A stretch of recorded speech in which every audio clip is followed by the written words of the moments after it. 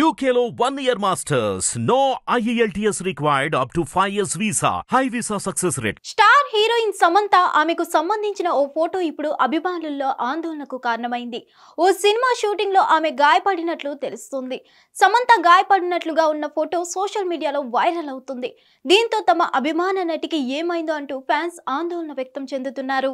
గాయాలు కాకుండా నేను యాక్షన్ స్టార్ కాగలనా అంటూ సమంత సోషల్ మీడియాలో ఓ పోస్ట్ పెట్టారు.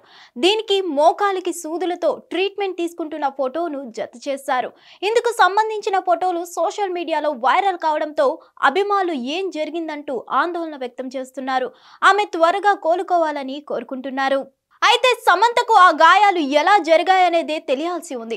ఎప్పుడు గాయమైందంటే రీసెంట్ గా ఆమె సిటాడెల్ అనే యాక్షన్ వెబ్ సిరీస్ లో నటించింది.